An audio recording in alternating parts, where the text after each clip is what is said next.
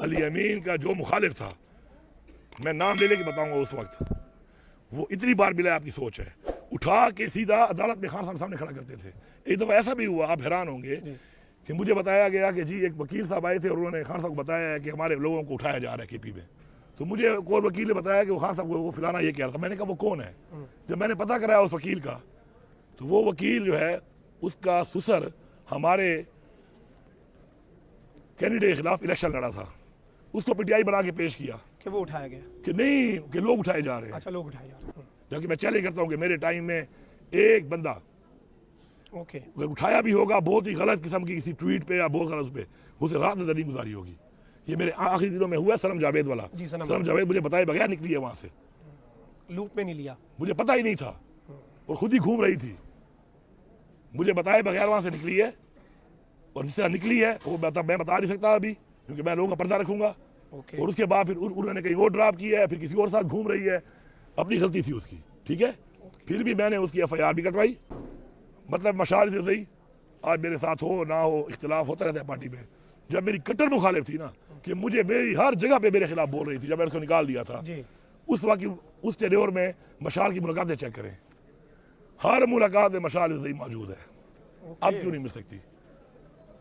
अब तो मेरे साथ उसकी अंडरस्टैंडिंग है इतनी कि वो मेरे खिलाफ नहीं बोलती ना अब। हाँ, नहीं बोलती। क्योंकि मेरे हाथ में मुलाकातें होती तो मशाल डेली मिलती, और उस वक्त बिल्कुल ना मिलती। अलीमा खान हमेशा मिलती थी ना। आपको पता है कि अलीमा खान आके चीज़ों को कैसे मेरे बारे में बयान करती थी। मेरे टाइम में 18 महीनों में 4 ड्रोन हुए हैं। इमरान खान के पेज के ऊपर और ट्वीट के ऊपर 80 दफ़ा उन ड्रोनों के ऊपर पोस्ट आई है। 34 ड्रोन हुए हैं पिछले 4 महीने में, एक ट्वीट दिखा दो। अच्छा, पिछले 4 महीने में 34? बिल्कुल रिकॉर्ड है। कोई अभी तक ये सारे वो ड्रोन हैं कि जिसमें आपका सिविलियन शहीद हुए और जख्मी हुए हैं। Collateral, yes. कितने आपको भी आता था ना इमरान खान के पेज पे ऑपरेशन, अलीमा खान बाहर निकले ऑपरेशन, कौन सा ऑपरेशन हुआ है, कहाँ हुआ है? अब हो रहा है, नाम तक नहीं है। मैं फिर भी गिला नहीं करता, खैर है, मेरी ज़ात थी ना, मैंने नुकसान उठाया, सीट थी इमरान खान ने दी थी, चाहे जिन वजूहात पे हाँ मुझे दुख के बाद ज़रूरत है कि मेरे लीडर को मिसलीड किया गया, उसका मुझे दुख ज़रूर है। मुझे एक ओहदे का दुख बिल्कुल नहीं है। मैं ये कह रहा हूँ कि अब क्या हुआ है, मुलाकात तक बंद है। उसका इल्ज़ाम क्या आता था कि मुलाकातें जिसको अली अमीन कहता है तो वो वही होती हैं, उसको होती है। बल्कि आपको फैसिलिटेट करने अगर के जो लिए हालात अलीमा बाजी ने उस वक्त मेरे साथ उठाए हुए थे ना, खान की बात को बढ़ा चढ़ा के घुमा फिरा के कहने के, खुदा की कसम अगर मेरे हाथ में होता ना तो अलीमा बाजी की मुलाकात को पसंद ना होती। जितनी मंजी मेरी ठोकी है उससे बाहर निकल के, रोजाना वही बात, मिलने नहीं आता, जानबूझ के नहीं आता। मेरी बाजी है, मैं कदर करता हूँ उसकी। अच्छा, अर्ज ये है कि ये चीज़ें हम छोड़ चुके हैं और छोड़ देनी चाहिए। मकसद से हिले हुए हैं, मैं आप पे डालूंगा, उस पे डालूंगा, उस पे डालूंगा, मेरी आपसे नहीं बनती, मैं आपको डिसाइड करूंगा, आपकी इससे नहीं बनती, आप उसको डिसाइड करेंगे। नुकसान किसका हो रहा है भाई? नुकसान उस शख्स का हो रहा है कि जो इस कौम के लिए नाजायज जेल में कैद पड़ा है और अब उसकी ये हालत बन चुकी है कि उसका इलाज तक नहीं हो रहा। पीनाई जाने का बहुत बड़ी चीज़ है, पीनाई इससे बड़ी और क्या बात रह गई है? तो अभी भी होश के नाखून ले लो, खुदा का वास्ता मानो।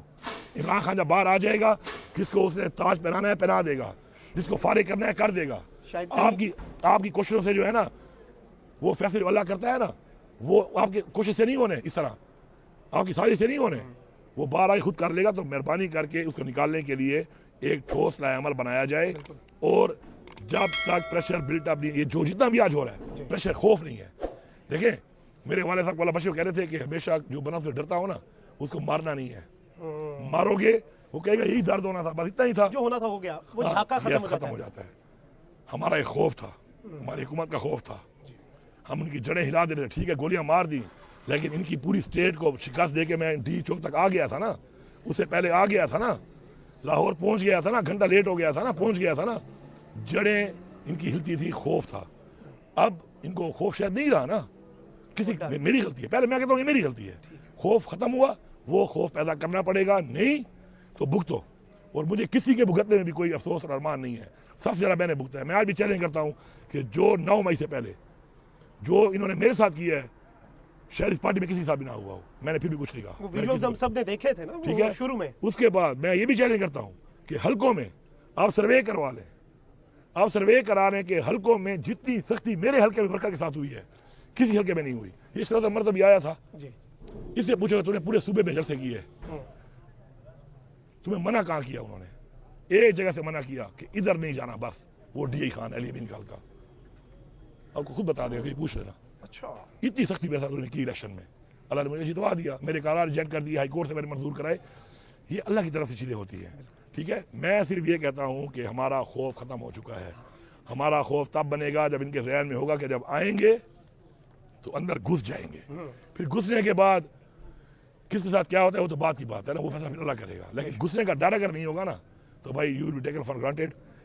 खान को छुड़वाना है, मजबूती के साथ प्रेशर बिल्डअप करो, और फिर खान और हमारी टर्म एंड कंडीशंस पे ये हमारे साथ बैठेंगे।